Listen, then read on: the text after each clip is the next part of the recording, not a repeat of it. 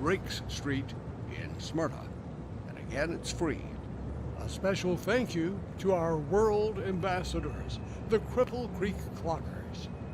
Those are WGNS Good Neighbor events. WGNS. Our family at Demas's Restaurant are proud to support local emergency responders who put their lives on the line for our community each and every day. This is Peter Demas, and here is this week's Demas's Emergency Responder of the Week. Murfreesboro Police Officer Dustin Nicholson talked a woman off the bridge over I-24 on the Medical Center Parkway. She'd climbed over the railing and was moments before falling. Officer Nicholson spoke to her calmly, trying to ease her panic. When words were no longer enough, he quickly secured her and pulled the woman back to safety. Thank you, Murfreesboro Police Officer Dustin Nicholson. When you see a firefighter, police officer, paramedic, or telecommunicator going the extra mile, let WGNS know, and we at Demas's Restaurant will salute them as the Emergency Responder of the Week. Are you looking to buy or sell real estate? I'm Betsy Maples with Maples Realty and Auction, and we've been selling property in Middle Tennessee since 1969. Whether it be traditional listings, sales, or auctions, let us visit your property and help you decide what method is best for your situation. Call Maples Realty and Auction today, because it's our people that's the difference. Maples Realty and Auction. Sold Maples Realty and Auction. With all the financial headlines, are you wondering if your retirement savings will last? The market's ups and downs can keep you guessing, especially if you're approaching retirement or considering it. Hi, I'm Edward Jones Financial Advisor Lee Colvin. If you have more questions than answers about what's next, let's work together to help ensure you're prepared for your journey. Stop by our office in the Public Shopping Center on South Rutherford Boulevard or give us a call at 615-907-7056. Edward Jones, Making Sense of Investing, member SIPC. It's All That's News with Matt Lane on News Radio WGNS. The News Watch continues with an update from CBS News next. Portions of our programming have been pre-recorded. The Good Neighbor Network, WGNS Murfreesboro, W270AF Murfreesboro, W263AI Murfreesboro, Smyrna. This is CBS News on the Hour, your home for original reporting. I'm Peter King. The tools used in the search for Nancy Guthrie now include a device known as a signal sniffer. It's designed to pick up signals from the air. CBS's Andres Gutierrez is in Tucson. It's usually mounted on a helicopter, flies low, sweeping for any blip that could match the pacemaker of Nancy Guthrie. It often detects a signal. It helps narrow down a search to a smaller area that ground crews can focus on. Investigators are also waiting for confirmation on the DNA found in a glove the searchers picked up a couple of miles from Guthrie's house. With misinformation swirling around the case, the Pima County Sheriff is saying that none of Guthrie's family members are considered suspects in her disappearance. Actor Robert Duvall has died. His legacy includes decades of iconic movie roles, like his portrayal of Corleone family advisor and lawyer Tom Hagen in the first two Godfather films. CBS's Steve Kathan with some comments from the director. Director Francis Ford Coppola once praised Robert Duvall as one of the 4 or 5 best actors in the world. The actor, however, was far more modest. Well, that's all relative. It's all a matter of opinion, you know. Asked what the secret of his success was, Duvall replied, communication. Talking and listening. That's the beginning and the end. Duvall was nominated for 6 Oscars. He won the Best Actor Award for the 1983 film Tender Mercies. Robert Duvall was 95. It's now 3 dead in Pawtucket, Rhode Island, after a gunman started shooting at a high school hockey game. We have 3 deceased, the suspect, and then we have 2 victims. And then we have 3 at the hospital that were part of the incident that, no, they were not trampled, that they were shot. Police Chief Tina Gonzalez, WPRI-TV, reports the 5 people the gunman shot were members of his own family. One of them a student playing in the senior night hockey game. The boy's mother and sister were killed. 3 other family members are in critical condition. First of its kind trial underway in Georgia. The father of an accused school shooter faces charges of murder and manslaughter. WSB's Veronica Waters. Tears flowed in the courtroom room as Barrow County District Attorney Brad Smith first mapped out the Appalachia High School shooting. He fires discriminately through the classroom. He tells jurors Colin Gray knew his son's mental health was spiraling and that he'd allegedly made an online threat, yet still gifted him a Sig Sauer M400. He never takes Colt to see any professional, and the rifle stays in his room. Gray's own tears streamed as defense attorney Brian Hobbs says the father did seek help. People can try to get that child mental health help, and still something unthinkable can happen. Veronica Waters for CBS News, Atlanta. This is CBS News. What is going on? What's going on here? How is this possible? Great storytelling starts here. Oh, come on. Why? It's time for 60. You're still grooving, still connecting, still loving, still turning up, still thriving. You still got it, but your immune system, it weakens as you age. That's where vaccines come in. They help train and strengthen your immune response to fight off respiratory illnesses like flu, pneumococcal pneumonia, RSV, or COVID-19. Ask your doctor or pharmacist which vaccines you need. Book in minutes at vaxassist.com. Sponsored by Pfizer. With the new IHOP value menu, $6 is all it takes to go to your happy place, where stacks of pancakes with bacon and eggs are just $6 every day. French toast, sausage, and eggs are, you guessed it, $6. And fluffy omelets come with a side of pancakes and only cost $6. Go to your happy plates every day at IHOP. $7 in some locations. Available every day for a limited time at participating restaurants in the U.S. Hours may vary. No substitutions. Not valid with other discounts or promotions. Price. Good afternoon. T-Dot was behind a stalled vehicle a few minutes ago. 440 eastbound, right near Noblesville Pike, where it's already jammed up in that side of town. This time of the afternoon, just trying to get to 24 there on 440 going eastbound. It is heavy this afternoon. 65 north up through Madison, pushing on up into Goodlettsville. It's been slow on and off up there on 65 in Goodlettsville this afternoon through Sumner County. STR Towing and Recovery says give them a call 24/7 if you need their help. STR Towing. I'm Commander Chuck. You're on-time traffic. We do it your way at Sir Pizza. Join the team at Murfreesboro's favorite pizza restaurant. Sir Pizza is now hiring at all 3 locations. Come by and be part of the team at Sir Pizza. Rutherford weather. Lows level off around 43 tonight under partly cloudy skies. Cloudy skies with a few peaks of sun. Tomorrow, high temperatures reach up to 68. I'm WGNS meteorologist Derek Height. Currently, it's 68 degrees. From driveways to highways, SRM Concrete has the right mix, on time, every time. Locally grown, nationally known. Family owned and operated. SRM is the name you trust. SRM Concrete, you call, we haul. We're the Good Neighbor Network. FM 101.9 and AM 1450 Murfreesboro. FM 100.5 Smyrna. Audio and video streaming at wgnsradio.com. From the first pitch to the final buzzer, this is where the conversation starts. All sports talk on WGNS and Big G TV, covering the Preps, MTSU, news from Tennessee and nationwide. Now, here's All Sports Talk on the Good Neighbor Network. And a good Monday afternoon to you. Dick Palmer with you on this very pleasant Monday here in the early stages of the month of February, and we'll be talking sports for the next hour, and then we'll lead you into the coaches' shows, which will be coming to you live at 6 o'clock and 7 o'clock from the Boulevard. My guest is one of my favorite people, and I'm glad he could take the time to be with us, Neil Price. Neil is the chief play-by-play person for the Mississippi State Bulldogs, but it hasn't always been that way. Neil, welcome into the show. Mr. Palmer, it's good to talk to you. Okay, my name's Dick, by the way. Well, I'll try.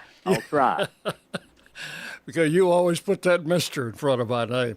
Well, Neil, yeah, I want to talk about Mississippi State a little later.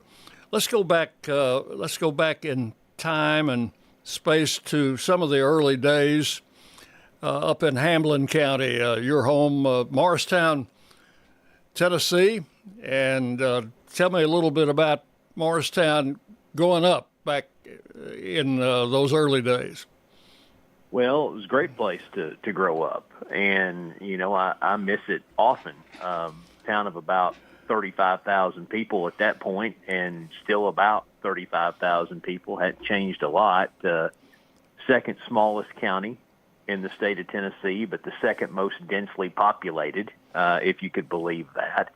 So your neighbors were close. But, I had great people growing up that were willing to give me opportunities once I decided that I knew broadcasting was the path I wanted to take. And the first of those was my middle school principal, a guy named Glenn Knipe. And it was as simple as one day in the 7th grade, I walked up to him and asked if I could introduce the starters for a day basketball game. And no questions asked. Yeah, sure. And from there on, it stuck. Every night we had a home game, I was there. And I'd travel with the teams on the road, and, whether it was helping keep score or whatever they needed me to do, I went along and was part of it. And the reason that I wanted to be involved in it was all my friends were athletes. And I played football, early in life, and I realized pretty quick that while I was big and I took up space, I wasn't much more valuable other than that. I wasn't fast. I wasn't a great blocker. I wasn't going to be a guy who was going to carry the ball or catch the ball. So if I wanted to stick around with all those people I was growing up with, I needed to find a way to be useful. And broadcasting kind of provided that opportunity for me. And from middle school, I got into high school at Morristown East, and was still doing a lot of PA for football games and basketball and wrestling matches and volleyball matches, softball and baseball games, anything they'd turn me loose with. And got a job at WCRK, one of the local radio stations, when I was 15. Mom and Dad drove me to work for the first about 6 months that I had a job till my birthday came around. I got my driver's license. And I started out like a lot of people do. And I'm sure there are people listening to this who have worked in radio that can relate to these stories. You went in on Sunday mornings early. Yep. And you helped preachers get on the air. Yep. And it was 30 minutes at a time or an hour at a time. And the Titans had just moved to Tennessee shortly after I had started. So WCRK started carrying their games. So I would go in at 4:30 in the morning on a Sunday. I'd work through the church services up until noon, and the Titans games typically would start at noon. And I'd just hang around until about 5 o'clock, and I'd cover the board for those games. And between doing that and covering the board shifts for when Tennessee games were on, I got a pretty good education listening to John Ward and Bill Anderson and listening to John do basketball all those years. Did him by himself. And I think I don't know that he gets enough credit as a basketball announcer. I always thought John was a fantastic basketball announcer. And then, I listened to Mike do the Titans for a long time. Mickey Dearstone do the Lady Vols for a long time. And that's kind of how I learned. When I was starting to do games at Walter State Community College in 1998, I didn't have a big frame of reference. So, I was stealing everything I could from John Ward and Mickey Dearstone. That's how I learned how to do basketball games, was listening to those two guys night in and night out while I was covering those board shifts at WCRK. And it was a great education, really was. And then when I eventually graduated from Walter State and decided I was going to come to Middle and get my 4-year degree, finish up there, I was lucky to get to hang around you a lot and Chip Walters and learn a lot from the two of you and great people over there like Boots Donnelly and Diane Turnham were good to just trust me and turn me loose doing just about anything that I was interested in doing over there. Okay, well, I was going to ask you, when did you first have visions of sitting behind a microphone and actually broadcasting an athletic event? Was it as early as the 7th grade, or was it? Yes, I can't tell you the date, but I can tell you what the day. I can go through the events of that day. my dad had a 1985 Ford Ranger. I was either late in my 6th grade year or very early on into the 7th. And he and I were driving out Highway 25E that runs between the Kentucky state line all the way over to the North Carolina line as you go through East Tennessee. And we're listening to a Tennessee football game. And it was early in the year. It was a September game. I don't remember who it was. But I remember listening to John Ward and Bill Anderson on that day. And I said, you know, those guys have got a pretty cool job. And there are a bunch of people who are just like me who are riding in a car, or they're sitting at home, or they're on their lawnmower, or they're doing whatever, and they're listening to these guys do this football game. Oh, and by the way, they get to go to every game for free. They get to fly on an airplane. They get to ride on a chartered bus. And they get to go to these big places where, 100,000 people or more in some cases, or certainly, 65,000 or more on a given weekend, are people are showing up to watch this. Yeah, I think that would be pretty cool. And from there, I just kind of started chasing that. That's what I wanted to do. I came from a family of talkers. That was another thing that helped. My grandmother on my mom's side was one of the greatest storytellers I've ever been around in my entire life. She could sell, I don't know what a politically correct term would be to use, but let's just say she could sell something to somebody whether they needed it or not. She was just gifted in that way. I think I learned a lot from growing up and spending a lot of time with her about how to communicate with people, how to tell a story. My mom got some of that, and I just tried to lean into it and use it as much as I could. And then when I got around people who were in sports, people like, the folks we've talked about in Knoxville, people like you and Chip at Middle, I think it's taken one set of skills and learning how to apply them as they would relate to a sports broadcast. Yeah. And so when hopefully I've done a decent job of it. Yeah.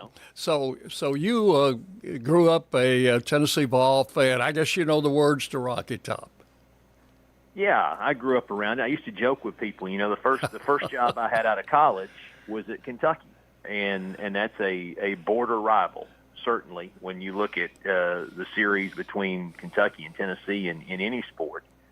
And we would go to Knoxville, and most of the people who were lifelong Kentucky people who were working in athletics there or had been part of the staff there for a long time, they would just cringe. My wife is one of them.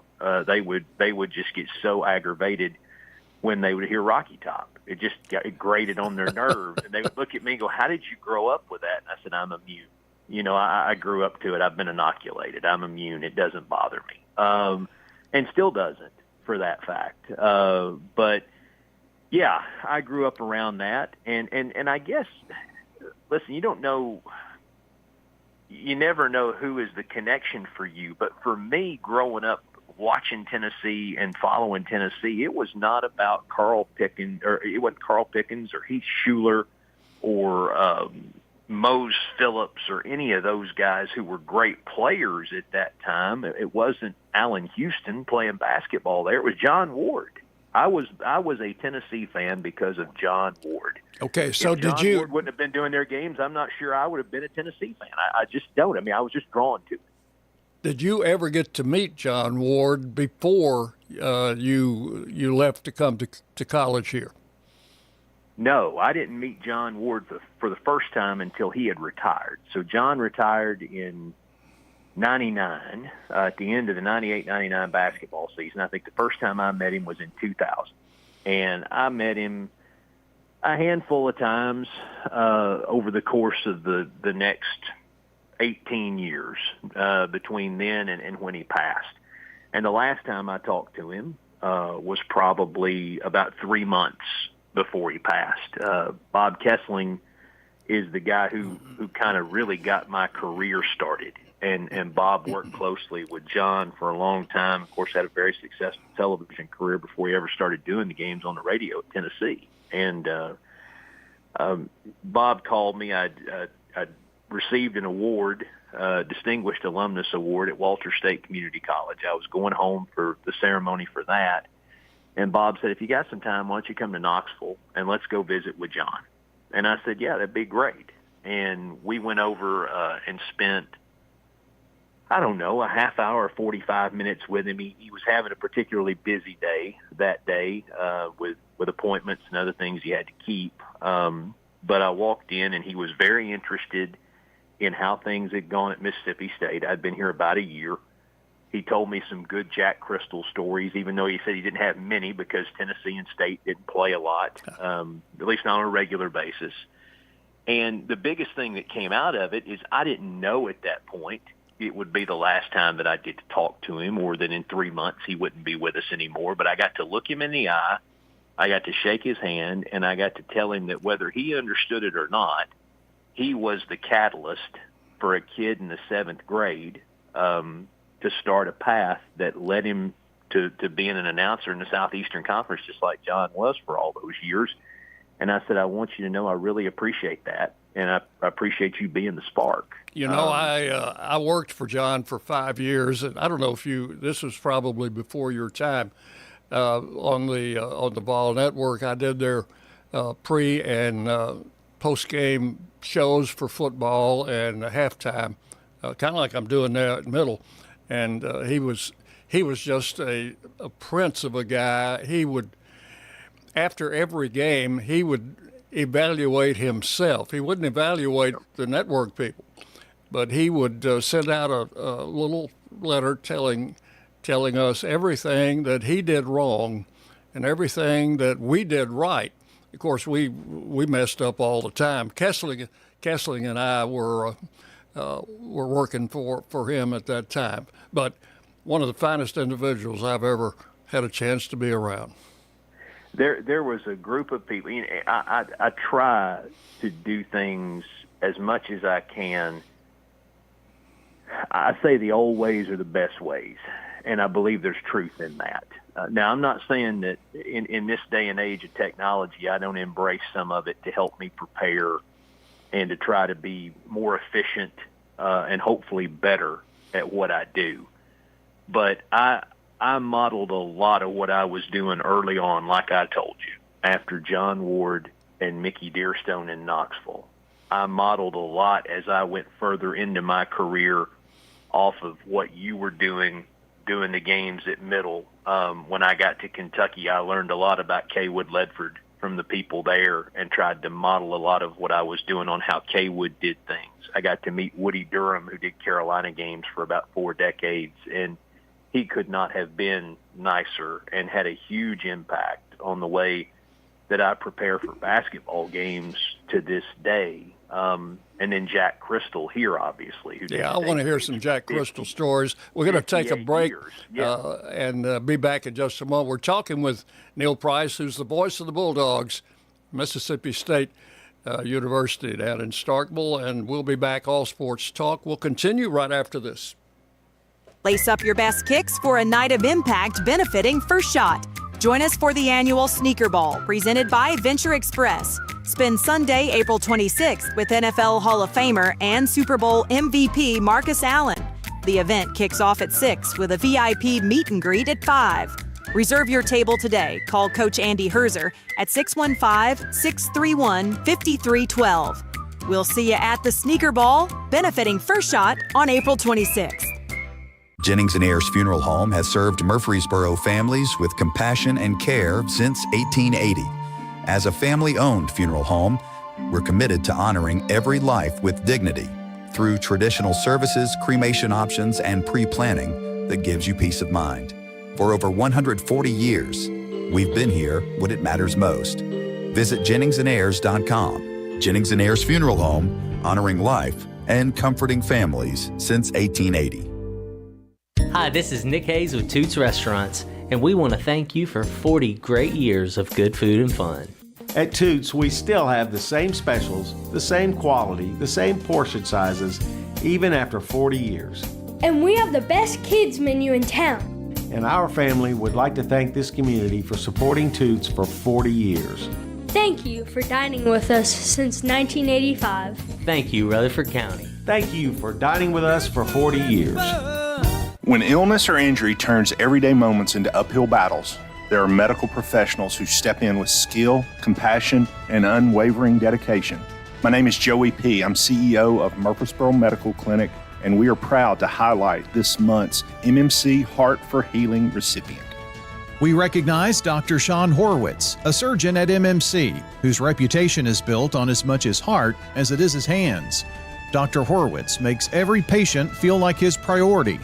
Whether performing complex robotic surgery or providing life-changing breast care, he combines elite technical precision with a rare, compassionate touch that truly defines him. Dr. Sean Horwitz, our MMC Heart for Healing. If a doctor, nurse, or medical professional has made a difference in your life, tell WGNS. Help us recognize the medical heroes in our community by nominating them for the MMC Heart for Healing Award, and help us recognize the medical heroes in our community. Here's Dr. Craig McCabe at McCabe Vision Center. We deliver state-of-the-art care by state-of-the-heart people. I can see clearly now. I have difficult eyes to do contacts with, and they test them, and they work with me a lot on getting the right contacts. And now I have glaucoma, and they're working with that to make sure that that's treated accurately. McCabe Vision Center. I definitely would recommend them. McCabe Vision Center on Heritage Park Drive, just off Memorial, behind SunTrust Bank. Good afternoon. A couple of accidents out here. Still heavy. 65 just trying to get up through Madison, passing OHB, trying to work your way up into Goodlettsville area. It's been on and off up through there today with some construction delays in Millersville. Right now it's moving, but it was jammed up earlier.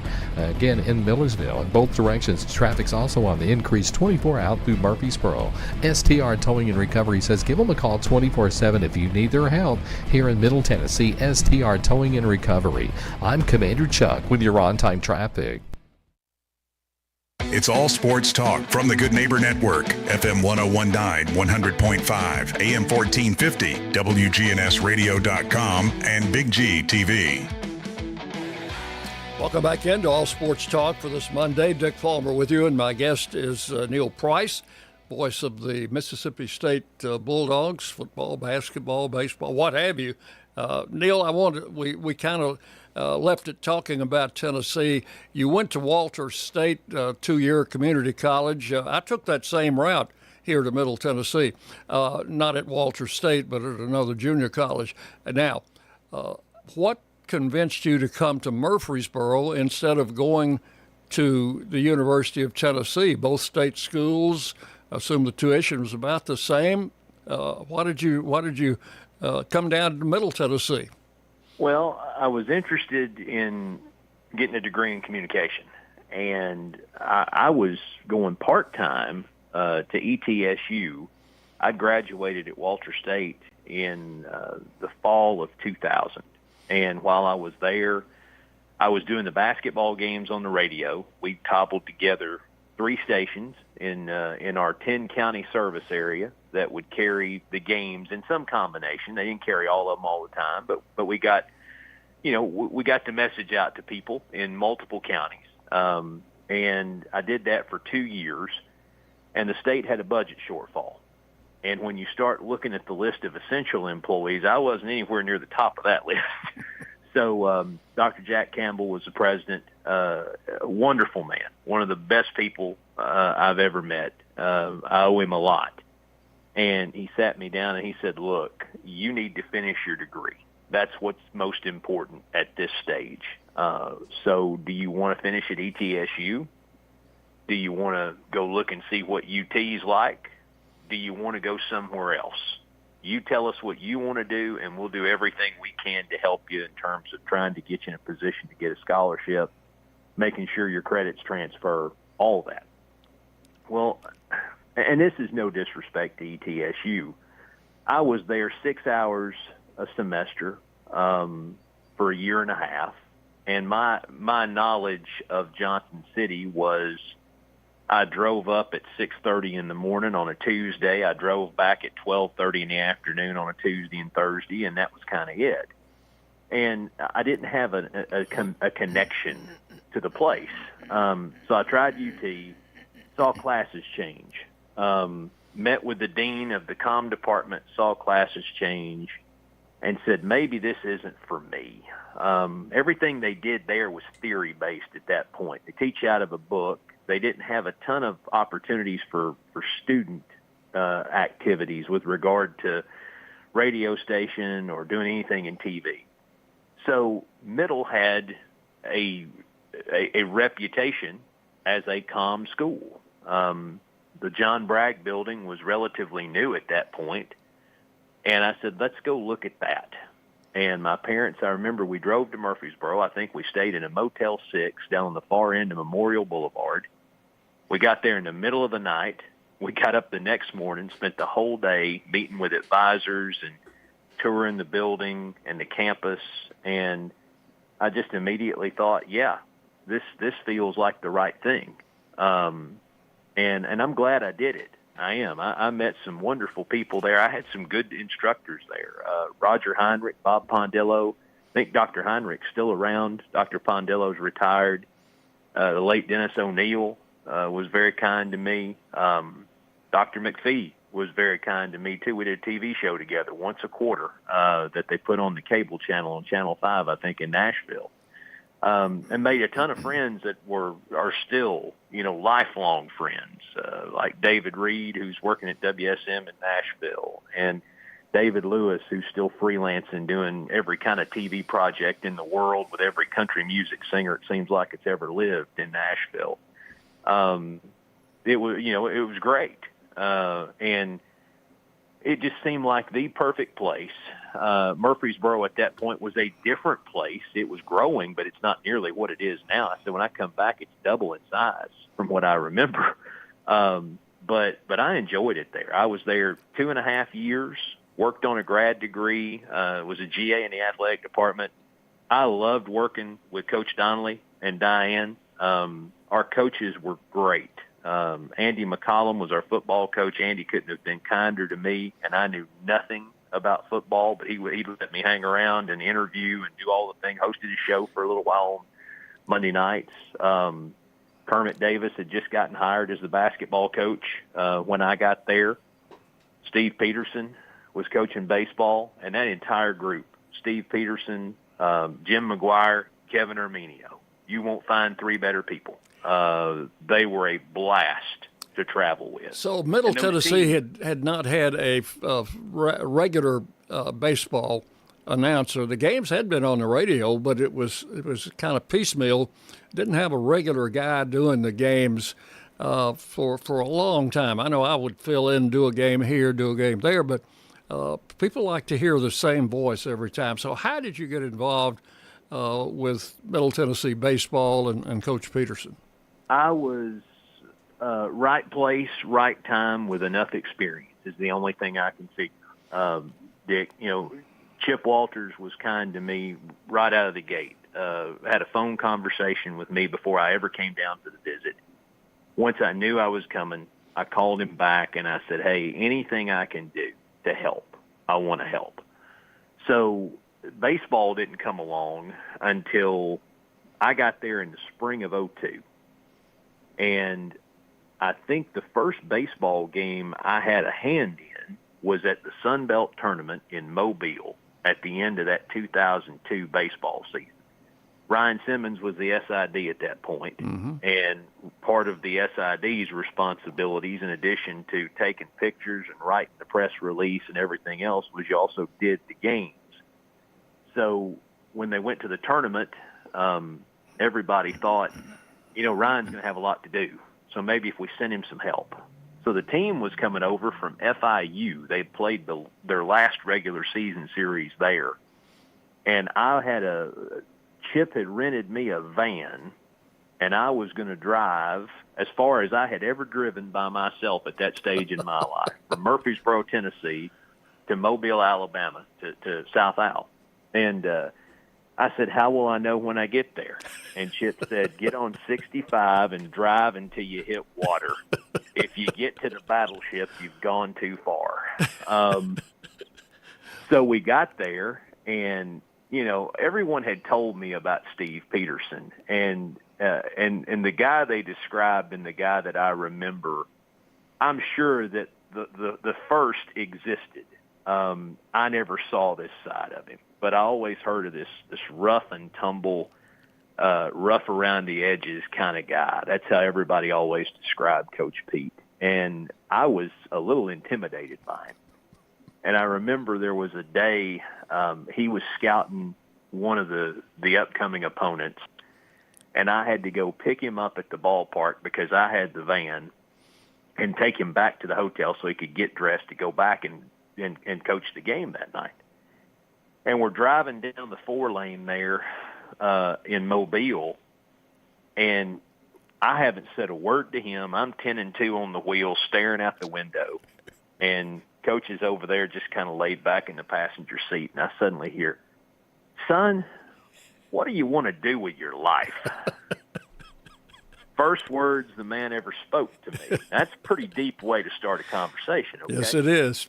And I gave him some of the same stories that I've told you, and we kind of went down that path, and that started what I feel like became a really good friendship. I was sad when I heard that Pete had passed. He made me feel as much a part of what was going on with his team as anybody could. Chip used to always host these end-of-year baseball cookouts, and Pete would always come over.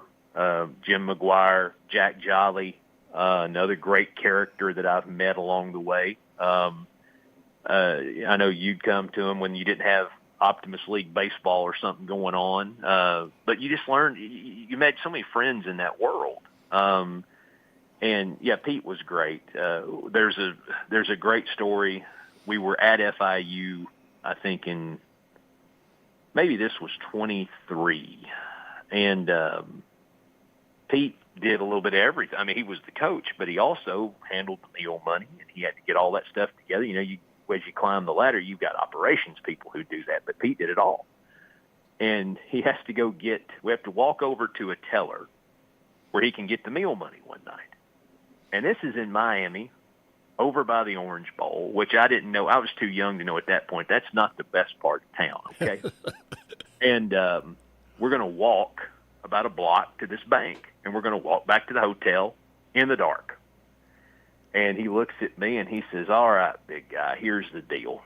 You just take your right hand and stick it in your pocket like you got a hog leg in there, and you just stay close to me, and nobody's going to give us any trouble, okay?" And at that point, I'm like, if he really is as rough around the edges as these people have told me, then this is the guy I want to be walking down the dark alley with, okay? But he was great. We went to the Sun Belt tournament one year in Lafayette. May have been the same year, 23. John Stanford, who was the coach at Middle before Pete, and who Pete worked for, he gave us a car. Dick, it might have been the worst car anyone could have lent. There was a reason it was free, okay? Because the odds of it cranking were slim.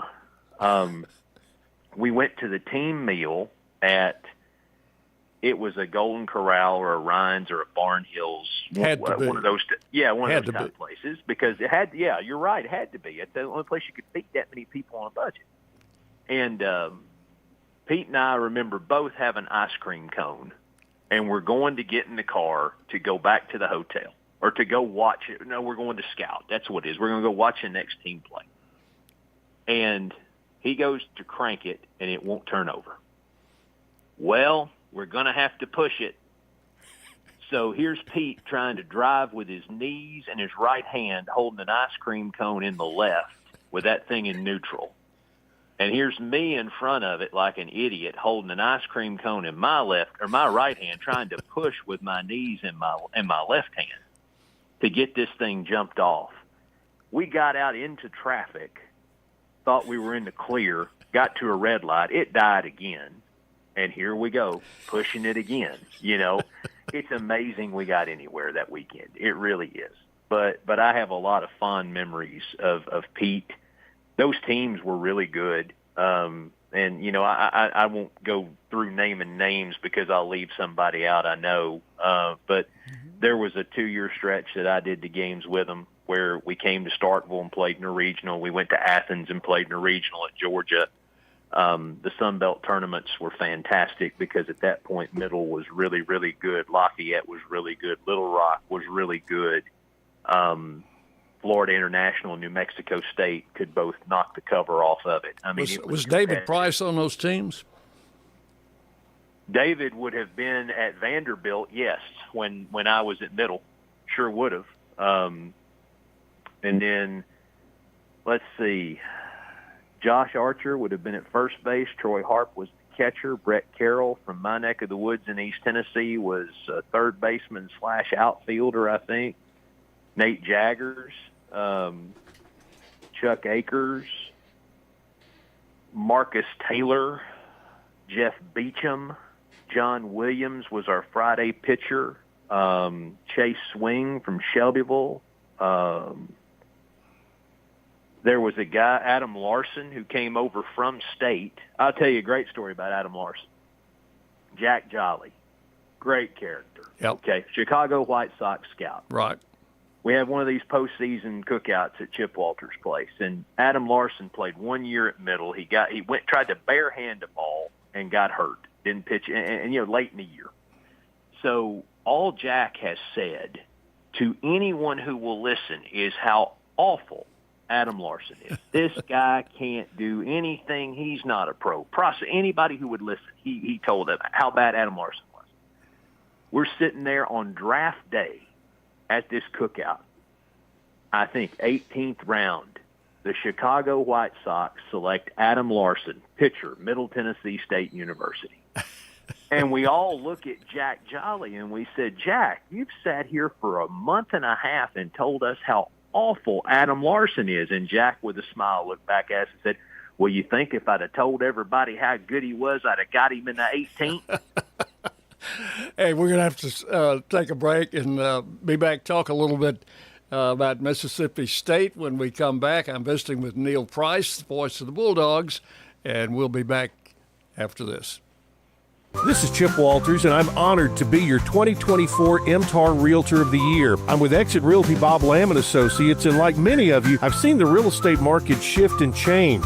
People often ask, Chip, what's really going on?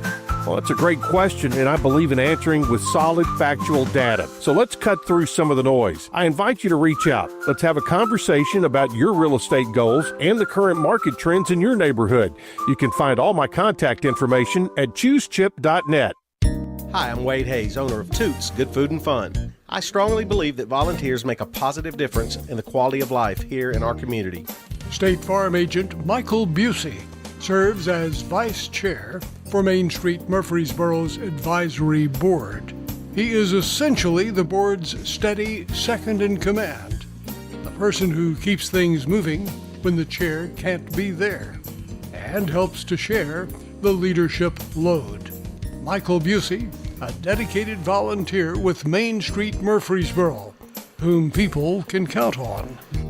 At Toots, we strongly believe that it's important for every one of our citizens to give some of their time and talent back into the community. And we want to honor these individuals with a Toots gift certificate good at any of our Rutherford County locations. 860 Northwest Broad Street, on Church Street in the Barfield area, in Smyrna on Sam Ridley, and Toots West on Franklin Road at Rucker Lane.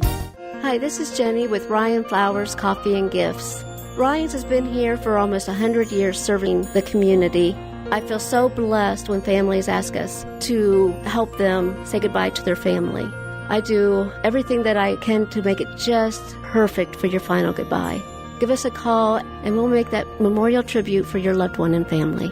Ryan Flowers Coffee and Gifts, 615-893-7134. 117 South Academy Street. Next on All Sports Talk, it's the Blue Raider Insider Report with Chip Walters of Exit Realty, Bob Lamb & Associates.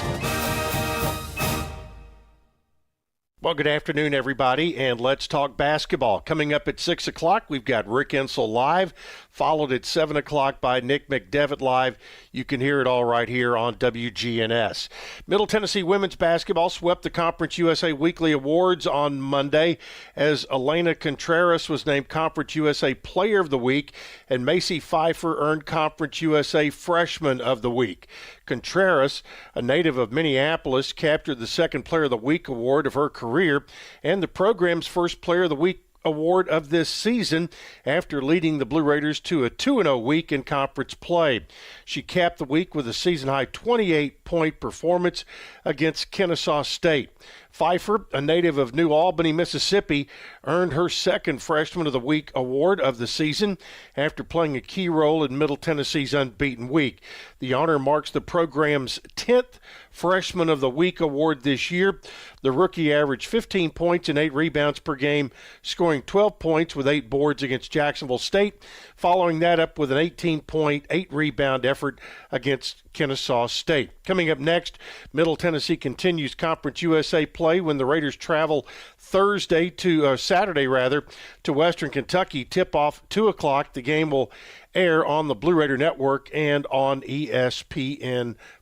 Looking at the Conference USA standings, Louisiana Tech still paces the league at 12-1. Middle now all alone in second place at 9-4. Sam Houston is at 8-4. FIU 8-5. Missouri State 7-5. Liberty 7-6. Jack State and Delaware are 6-7. Kennesaw State 5-8, New Mexico State 4-9, UTEP 3-10, and Western Kentucky is 2-11. The 151st meeting between Middle and Western in men's basketball was quite a battle Saturday night in Bowling Green, but in the end, Western Kentucky grabbed an 82-80 win in a very tightly played battle. Western Kentucky had a lead at halftime. The Blue Raiders fell down by 14 in the second half, but rallied to gain the lead and held the Hilltoppers without a field goal for 7 of the final 8 minutes of play, but continued to send them to the free throw line. Western knocked down 20 of 23 free throws awarded to their team, sealing the game with 2 from leading scorer Tegan Moore. Kamari Lands led the Blue Raiders with 20 points, including 4 3-pointers, and Sean Smith was just behind, totaling 19 points. Luka Jovanovic, Smith, and Lands all tied at the top with 5 rebounds each. Sean Smith had an opportunity to tie the game, but his floater at the buzzer came up just a little bit short. Blue Raiders are back in action at home now, or rather on the road Wednesday before coming home on Saturday. The Raiders have to play their 4th consecutive road game. This will be at Sam Houston on Wednesday night. Sam Houston currently all alone in second place in the league. Middle Tennessee in that quagmire of teams right in the middle of the pack as everybody starts to head down the stretch. A reminder that Saturday is going to be Legends Day at 1 o'clock. Middle will be hosting Delaware. Over 50 former Blue Raider players are coming back. We'll be introducing them all at halftime, and we'll be spotlighting the 2016 team that led by Coach Kermit Davis and Reggie Upshaw and others. They will be spotlighted at halftime. Hope you'll be there and get your tickets again, 1 o'clock on Saturday. Checking the conference standings, we mentioned Liberty leading the way at 14-0, Sam Houston 9-5. Then you've got 1, 2, 3, 4, 5, 6, 7, 8, 9, 10 teams all within 2 games of each other. All right, that's it for today, folks. On the air at 6 o'clock from the Boulevard. Hope you'll be with us, and right here on WGNS. It's all sports talk from the Good Neighbor Network, FM 1019, 100.5, AM 1450, WGNSradio.com, and Big G TV. Dick Palmer back with you on All Sports Talk. Neil Price is my guest. Got you caught up on all your Blue Raider news there, Neil. And when you were here at Middle doing baseball, you got moved over to women's basketball, so you were able to kind of hone your basketball skills here. So, yeah, and I told you with baseball, it was one of those deals where I was just kind of right place, right time, and had just enough experience. And I got lucky as it related to doing the women's basketball games because of someone else's good fortune. Tim Tackett and Murphy Fair were doing the women's games when I first got to campus. And Tim got promoted, I think, to principal at Oakland. Right. And when he got promoted, he wasn't going to be able to miss days to go and do the basketball games. So at that point, I don't remember if it was Chip and a combination of other people who came to me and said, look, do you have any interest in doing this? And, of course, yeah, sure, I'd love to do it. And, again, at a time when Stephanie Smith was there and that program was reaching the NCAA tournament on almost a yearly basis. They had a lot of great players that came through there. Some, I think, that probably are among the best who ever played at Middle. Tia Stovall comes to mind, Patrice Holmes, Keisha McClinic, rather.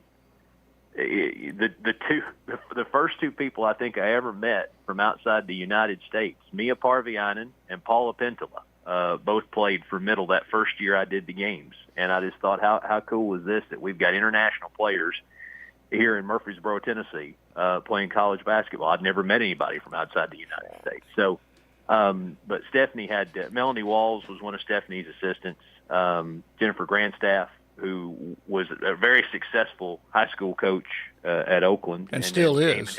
And still is, yeah. Came to Middle for a few years and then went back and just picked up right where she left off. They were wonderful people. I had a lot of fun following those teams around and was happy for Stephanie's success after, even though it didn't quite last as long maybe as anybody thought it might. But she was wonderful to me while I was there, and you know those were good. Listen, I was just there at a good time. Tell me about when you got the call from Kentucky, and I know it was late in the season. Team was apparently going to go to the tournament, and you had a decision to make. Yeah, so I applied to do. At that point, it was just to do baseball at Kentucky, and here's the reality of it, folks. I was in grad school. I had already earned my degree, but the truth is that when you're a college kid and you're getting toward the end of your academic career, you got to have a job. That's just how it works. And you know, Coach Donnelly had done everything he could to extend my stay there and give me some stability with making me a GA. And Kentucky had an opening for baseball. This would have been spring of 2005, and I applied. Bob Kessling, who we've talked about earlier, Bob knew some people with the UK network. He made a couple calls. They wound up interviewing me, and I went up, and I think it was late January of 2005. Went through the interview. It's amazing I got the job because in the interview I was asked who my influences were, and you've heard me talk about John Ward already today. Right. They said, well, John was good. Our guy was Kaywood Ledford. And I stuck my foot in my mouth and said, really, who's he? And it was amazing that they hired me, but they did. So they wanted me to start doing baseball. They offered women's basketball at the same time, which I said, sure, I'll do it. But it meant I had to start. Kentucky's first SEC series was against Alabama the opening weekend of the NCAA women's tournament. And I think Middle went to Lubbock that year or played Tech. I can't remember. So the last women's basketball game I did at Middle, and the last thing I did for Middle and did in Murfreesboro, I went to Denton, did the women's Sun Belt tournament. Middle won the championship. Diane Turnham and I flew back on a commercial flight to Nashville. Mike Maletta, former compliance director, picked us up in a van. My parents had cleaned out my apartment. I had an egg crate to sleep on in the floor in an empty apartment, a change of clothes. That's all I had. Everything else was gone to Kentucky. And you wound up going to the NCAA tournament.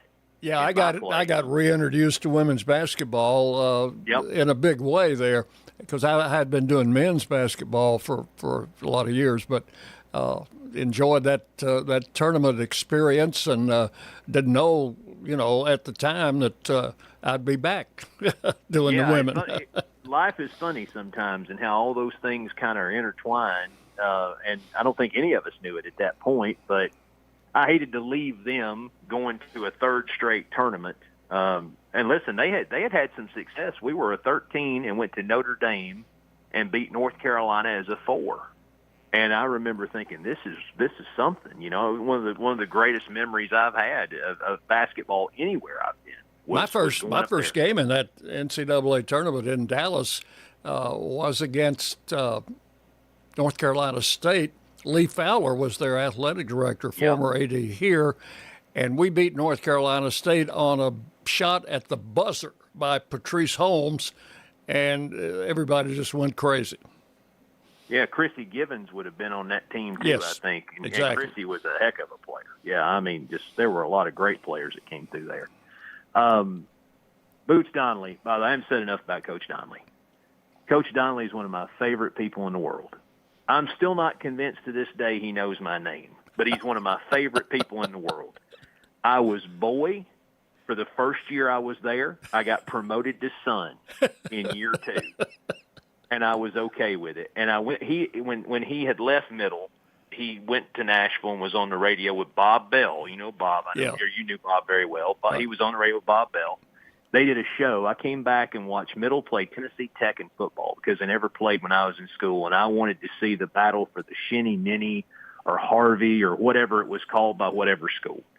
And I went to the game, and Mark Owens told me, he said, Coach Donnelly's out there, but if you want to see him, you better go because he won't hang around when he's done. He'll leave before the game. And I went down, and he looked me in the eye, and it's like he was confused to why I was there. And he said, boy, have they done throwed you out of Kentucky already?